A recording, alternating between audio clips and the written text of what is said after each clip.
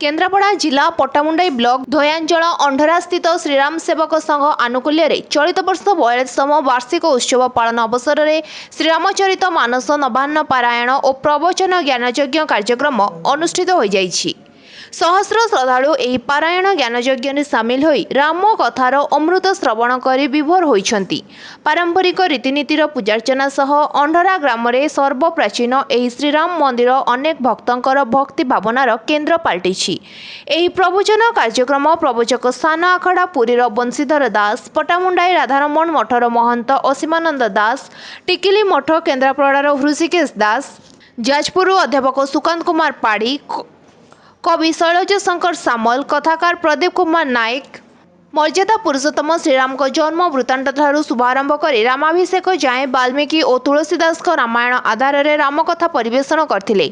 आखपाख अंचल श्रद्धालु मानक सह पूर्वतन मंत्री गणेश्वर बेहेरा और नेतृमंडली प्रमुख मान्यगण्य व्यक्तिविशेष प्रभु श्रीराम का दर्शन पूर्वक कृपालाभ करथिले। एही कार्यक्रम को मंदिर सेवक संघ परिचालना करथिले। संघर सभापति बसंत कुमार स्वाई, चित्तरंजन मल्लिक, नित्यानंद नायक, जितेन नायक, सुनील मल्लिक, बलराम मल्लिक, अभय कुमार स्वाई, काशीनाथ मल्लिक आदि कार्यक्रम को सहायता करथिले। एही ज्ञानयज्ञ महोत्सव को संघर समस्त कार्यकर्ता परिचालना रे सहयोग करथिले। अंधरा श्रीराम सेवक संघ आनुकूल्य रे चलित वर्ष 42तम वार्षिक नवान्न पारायण महायज्ञ गत 16 तारिख आरंभ होइछि। आज तार उद्यापनी दिवस। यही कार्यक्रम को पट्टामुंडी राधारमण मठर महंत असीमानंद दास उद्घाटित करथिले। तत्परे व्यास पुरी बड़ आखड़ा मठर बंशीधर दास महाराज तत्वावधान रे प्रत्यय प्रवचन कार्यक्रम एठारे होइछि एवं एथिरे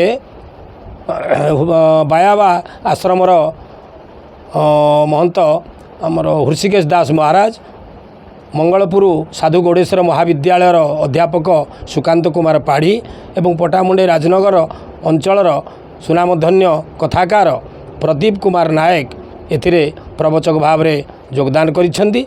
प्रत्यय आनंद बजार रे हजार हजार श्रद्धालु योगदान करिसेंती एवं जेहेतु चलित वर्ष अयोध्या श्रीरामंकर भव्य मंदिर प्रतिष्ठा होइछि, निश्चित भाव में ए वर्ष श्रद्धालु मानकर जोश बहुत अधिक थिला एवं संध्यारे भजन संध्या मध्य कार्यक्रम रही।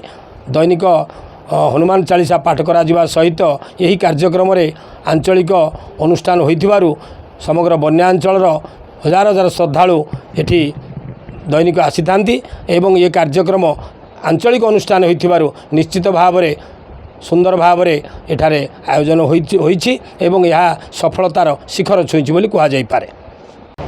ये 42 वर्षर जो अनुष्ठान अंधरा रे जो राम मंदिर प्रांगण रे अनुष्ठित होउछि प्रति वर्ष परी ए वर्ष रामचरित मानस पारायण होउतला एवं प्रथम करी मते भी सुजोग मिलुथला सेठी रामंकर कथा कहिया पई एवं मु ए प्रवचन माध्यम रे जहाँ अनुभव कली जे साधारण मनुष्यों भितर भागवत जमी परिचित एवं रामायण मध्य तत्वधिक परिचित। कारण होची रामंकर गोटे सरल निष्कपट एवं सत्यनिष्ठ चरित्र, जो चरित्र को प्रत्येक मनुष्य को प्रभावित करिवो ता सांसारिक जीवन रे से केमिति सत्यनिष्ठ हबो एवं रामचंद्र जमी व्यक्तिगत जीवन रे जो व्यथा भोगिचंती, जो विरह भोगिचंती, जो आनंद भोगिचंती, ये प्रत्येक जिनिस साधारण मनुष्य मध्य जीवन रे एमती घटना गुड़ी को भोगुची एवं रामचंद्र जमी निज चरित्र माध्यम रे सत्य निष्ठा उपर त्याग उपर